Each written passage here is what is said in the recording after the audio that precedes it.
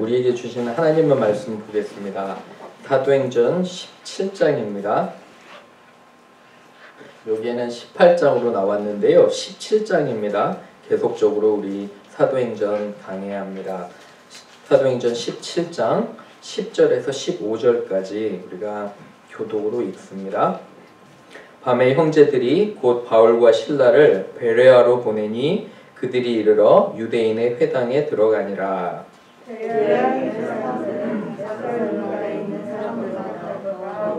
강건한 마음으로 말씀을 받고 이것이 그러하고 하여 날마다 성경을 상고함으로 그 중에 믿는 사람이 많고 또 헬라의 귀부인과 남자가 적지 아니하나 대전나라에 있는 유대인들은 바울이 하나님 말씀을 베레아에서 전하는 줄 알고 거기로 가서 무리를 움직여 소동하게 하거늘 형제들이 곧 바울을 내보내어 바다까지 가게 하되 실라와 디모데는 아직 거기 머물더라. 바울을 인도한 사람들이 그를 데리고 아래까지 이르러 그에게서 성경과 능력을 자기에게로 속히 오게 하면 명령을 받고 떠나니라. 아멘. 잠깐 기도합니다. 하나님 아버지 말씀을 대합니다. 지혜를 주옵소서. 성령이 쓰셨으니 성령이 도우셔야 우리가 이해할 수 있습니다. 하나님 우리와 함께 하셔서 성령의 능력으로 말씀 밝히 이해하고 생활에 구체적으로 적용할 수 있도록 주님 우리와 함께하여 주옵소서. 감사하며 예수님의 이름으로 기도합니다. 아멘. 오늘 제 설교 제목은 지성을 넘어서는 영성입니다. Spiritual wisdom surpasses human wisdom. 우리 같이 한번 해볼까요? 시작! 지성을 넘어서는 영성, 지성을 넘어서는 영성 꼭 기억하시기를 부탁을 드립니다. 우리 사람들은 똑똑한 사람들을 좋아합니다. 여러분들 똑똑한 사람들 좋아하시나요? 특히나 우리나라 사람들은 똑똑한 사람들 더 좋아합니다. 그래서 어떤 사람이 아이빌리그나 소위 스카이 대학을 나왔다고 하면 기본적으로 그 사람의 됨됨이보다는 똑똑한 평가를 하고요. 일도 잘 해낼 거라 믿는 경향이 있습니다. 한국 사람들이 서로 대화를 할 때 호적 정리를 합니다. 여러분 호적 정리 한번 해보셨나요? 나이는 몇 살이고 고향은 어디고 어디 출신이고 이렇게 대충 쭉 물어보다가 마지막에 대학은 어디 나왔는지요 이렇게 물어봐요. 그죠? 그리고 그 대학의 이름을 듣는 순간 그 사람을 평가하는 것을 보게 됩니다. 여러분 그런데 가장 위험한 것은 뭐냐면 머리가 똑똑하고 머리가 잘 돌아가는 사람이 악한 일을 저지르고 법을 지키지 않는 순간부터 그 사람은 오히려 마치 괴물처럼 변해가는 것을 보게 됩니다. 그 좋은 머리로 하나님을 경외하고 하나님을 위해 살면 좋은데 반대로 수단과 방법을 가리지 않고 악한 일을 합니다. 법망을 피하고 돈을 벌고 사람들에게 해를 가하려고 하고요. 그래서 이러한 사람들을 성경이 어떻게 정의하냐면 어리석고 미련한 사람이라고 성경은 표현합니다. 성경이 지혜로운 사람은 어떤 사람이냐면 오히려 하나님을 경외하고 하나님을 두려워하는 사람이 지혜로운 사람이라고 합니다. 화면에 보시면 여기 지성에서 영성을이라는 책을 쓴 이어령 교수님이 계십니다. 그는 서울대학교 국문학과와 동대학원 교육을 아주 잘 받으신 분이에요. 그리고 오랫동안 이화여자대학교에서 교수직을 감당하신 분입니다. 문학평론가였고요. 사상가였고 한때는 문화부 장관을 역임했습니다. 누구보다 세상적으로 보면 똑똑하고 자신이 지혜롭다고 자신도 여겼고 다른 사람들도 그렇게 생각했습니다. 그런데 이분이 딸이 있었는데 이민아 씨예요. 근데 그 딸이 너무너무도 아픈 그런 병을 겪게 됩니다. 그러면서 딸의 그 아픔을 지켜보는 아버지로서 그의 삶이 완전히 흔들리게 됩니다. 그가 믿었던 여태까지의 지식과 지혜와 경험 모든 것들이 송두리째 하나님께서 앗아가는 것을 느끼게 됩니다. 그리고 아버지로서 어떤 게 느껴지냐면 한 사람의 삶이 아무리 사람이 노력해서 되는 것이 아니라 오직 하나님의 능력에 하나님의 손에 있음을 그가 깨닫게 되고요. 그 후에 쓴 책이 지성에서 영성으로입니다. 여러분과 제가 아무리 똑똑하고 돈을 잘 벌고 교육을 잘 받았다고 해도 우리는 하나님을 모르면 아무것도 아닙니다. 우리는 아무런 의미가 없는 존재입니다. 그래서 여러분과 저는 이 아침에 이 영적인 영성을 배우기를 원해요. 영성은 무엇이냐면 사람의 지혜에 하나님의 놀라운 지혜가 합쳐진 거예요. 그럴 때 우리가 온전한 지성에서 영성으로 옮겨가는 것이고 지성을 넘어서는 그러한 영성을 경험하는 것입니다. 오늘은 베레아 사람들에 대해서 우리가 배워요. 여러분 잘 한번 보시기 바라요. 베레아 사람들이 왜 다를까? 그리고 이 사람들은 왜 하나님께서 그토록 기뻐하시고 사랑하셨을까를 말씀을 통해서 배우시기를 주님의 이름으로 축원합니다. 세 가지로 한번 보겠습니다. 첫 번째는 영성은 말씀을 대하는 진지함에서 나옵니다. 한번 적어보세요. Spiritual wisdom comes from the serious reading of the Bible. 그러니까 이 serious reading, 진지함에서 나온다는 거예요. 1번 진지함. 한번 우리 같이 읽어볼게요. 시작. 영성은 말씀을 대하는 진지함에서 나옵니다. 진지함에서 나오는 거예요. 말씀 한번 보세요. 10절에. 계속적으로 마게도니아 지역을 선교팀이 여행을 해요. 근데 밤에 형제들이 곧 바울과 실라를 베레아로 보내요. 그죠? 핍박이 있어서 베레아로 갔는데 역시나 유대인의 회당에 들어가요. 근데 11절 보세요. 몇 가지 중요한 것들을 보게 됩니다. 여러분 잘 노트해 놓으시고요. 언더라인도 치시고 또 잘 한번 눈여겨보시기 바라요. 베레아에 있는 사람들은 데살로니카에 있는 사람들보다 더 뭐 했다고 하죠? 거기 단어가? 너그러워서. 그죠? 자, 너그러워서라는 말이 뭐냐면 영어 표현으로는 노블이에요. 노블. 고상해서. 그래서 다른 번역본은 신사적이어서라고 번역하는 사람들도 있어요. 신사적이고 너그럽다. 말이 잘 안 와닿아요. 여러분 말이 잘 와닿으세요? 너그럽다면 보통 그냥 너그러운 거잖아요. 사람들에게. 그죠?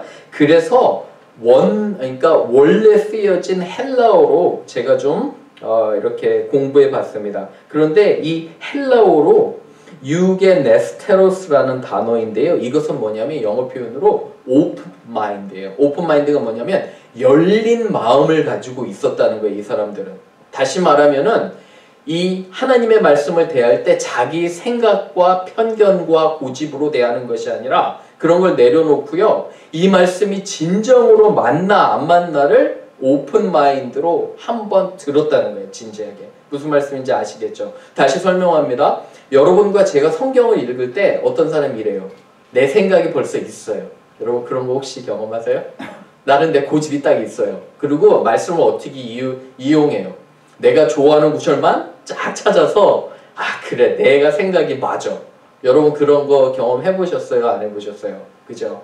하나님은 그게 옳다 하지 않으세요. 무슨 말이냐면 하나님의 말씀을 대할 때는 하나님 내가 먼저 겸손해야 돼. 그리고 내 고집과 생각과 아집을 치워놓고요. 내려놓고 하나님 진정 나에게 뭐라 말씀하시는지를 들어야 되는 줄로 믿습니다. 어때요? 맞죠? 목회자가 가장 위험한 순간이 뭔지 아세요? 목회자는 어느 정도 성경을 배웠다고 교만해져서 만약에 목회자가 자신의 생각을 교인들에게 주입시키려고 성경을 이용할 때 그게 가장 위험한 거예요. 여러분 그게 가장 위험해요. 그래서 독단과 독선에 빠지는 것을 보게 됩니다. 제가 여러분 말씀을 여러분에게 전할 때 저는 특별히 무슨 능력을 가지고 있는 사람이라 믿지 않아요. 저는 단지 뭐 하냐면 하나님께서 말씀을 통해 여러분에게 말씀하셨어요. 저의 역할은 단순히 설명을 해드리는 거예요. 어떤 신적인 권위나 그런 게 없는 거예요. 착각하시면 안 돼요. 여러분들은 여러분들 자신이 왕같은 제사장이어서 하나님께 바로 가실 수 있어요. 무엇을 통해서?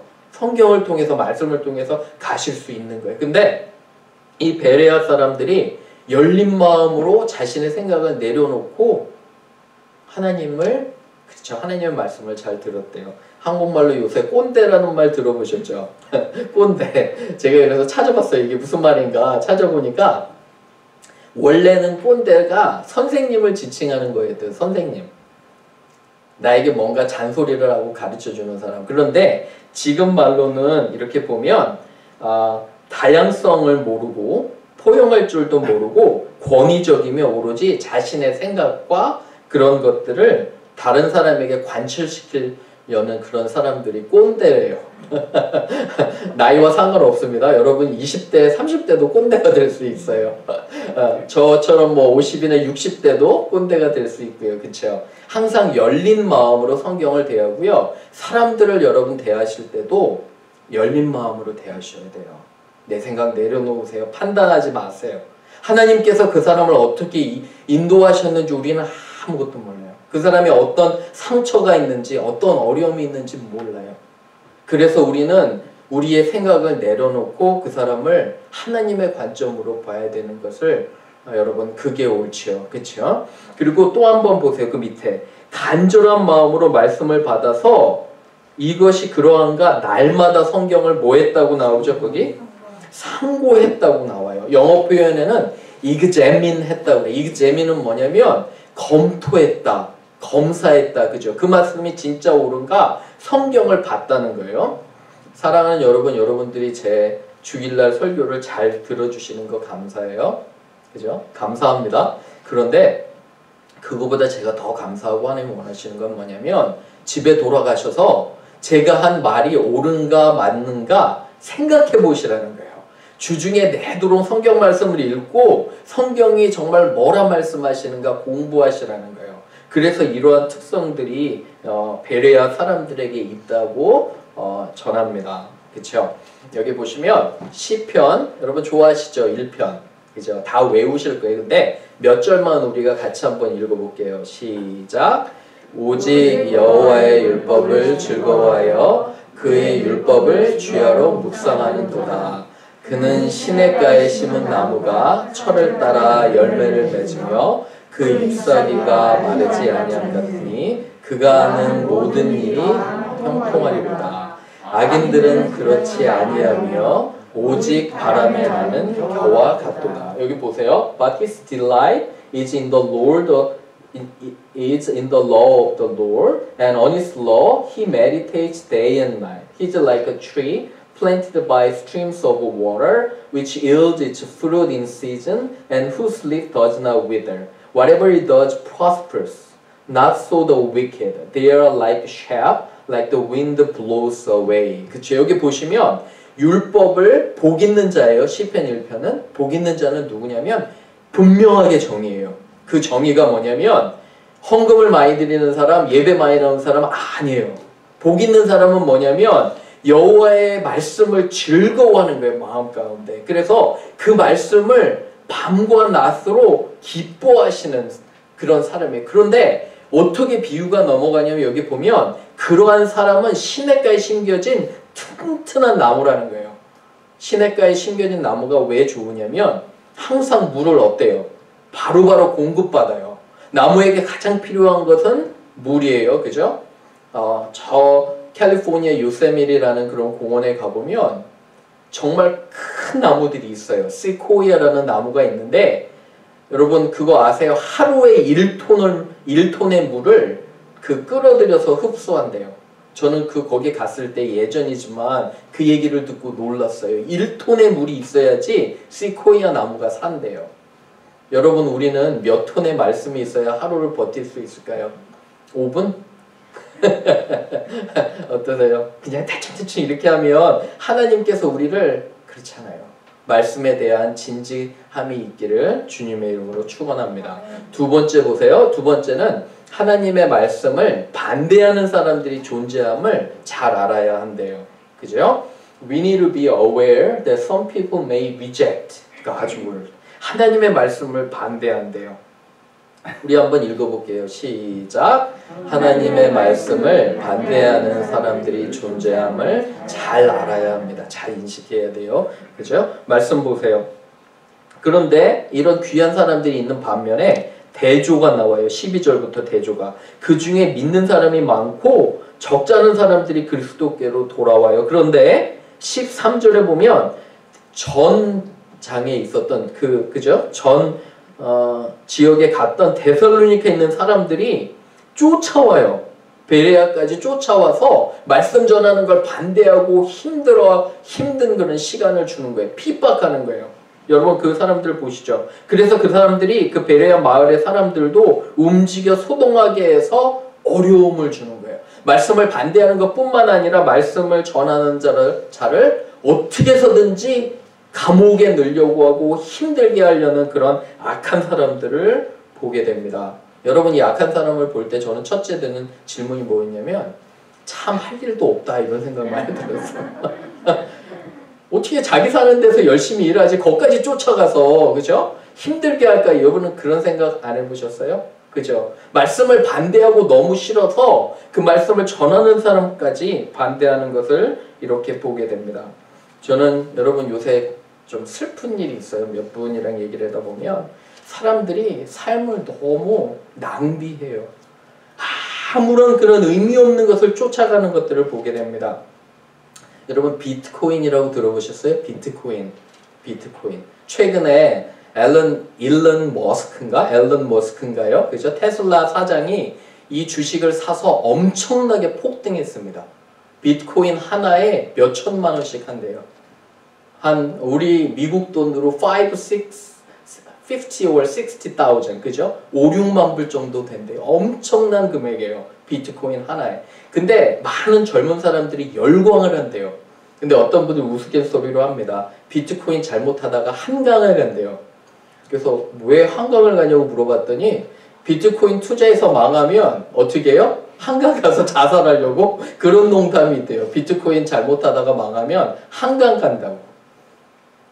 제가 그 얘기를 듣고 얼마나 한심하든지.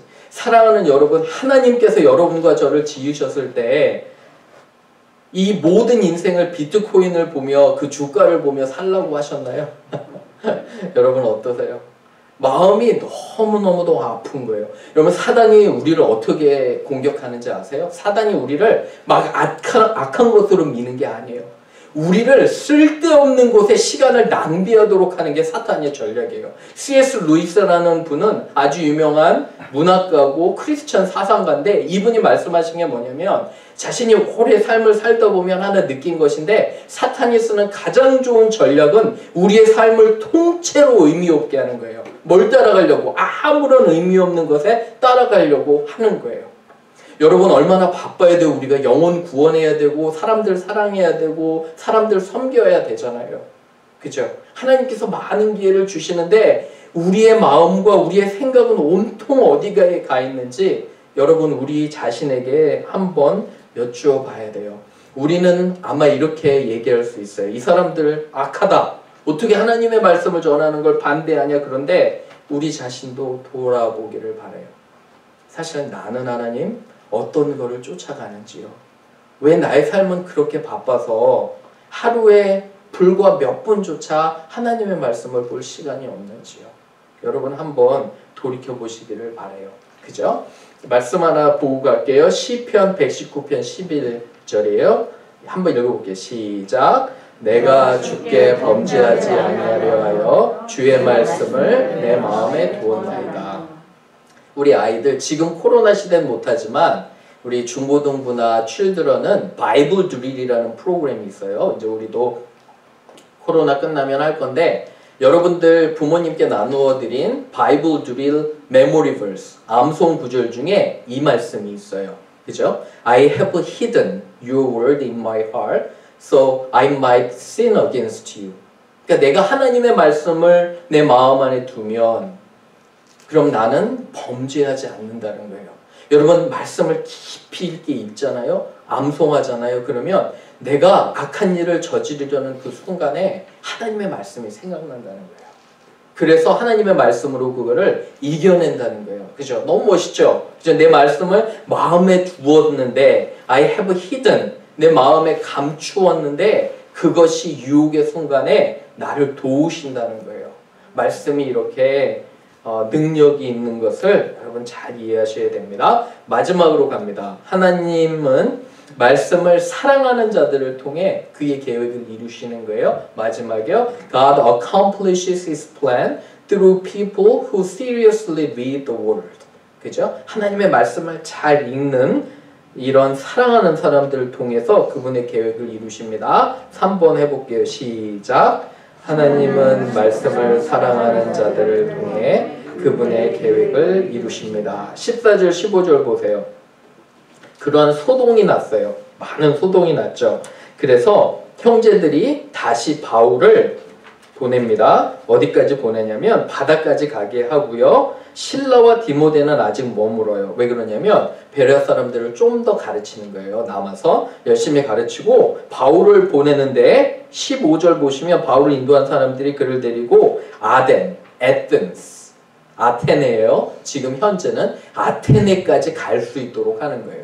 어려움을 겪었지만 말씀을 사랑하는 사람을 통해 계속적으로 선교 사역이 이어져서 다음번에는 아테네에 가서 그 많은 우상들 앞에서 바울이 아테네에서 설교하는 장면이 나와요. 하나님께서 이들을 쓰셨는데 철저히 말씀에 따라 성령에 따라 사람들이 가는 거예요. 하나님은 여러분, 사랑하는 여러분, 우리에게 진노하실 때 세상 사람들 때문에 진노하지 않으세요. 세상 사람들은 항상 하나님께 반역했어요. 하나님 우리에게 진노하시는 건 언제냐면 하나님을 믿는 자녀들이 불순종할 때 진노하시는 거예요. 동시에 여러분과 제가 하나님의 말씀을 진지하게 읽으면 그가 우리를 사용하시고 하나님의 그런 사역을 이루시는 거예요. 여러분 지혜롭기를 원하세요? 여러분 지혜롭기를 원하세요? 그죠? 그러면 지혜롭기를 원하시면 하나님의 말씀을 열심히 읽으셔야 돼요. 공부하셔야 돼요. 같이 하셔야 돼요.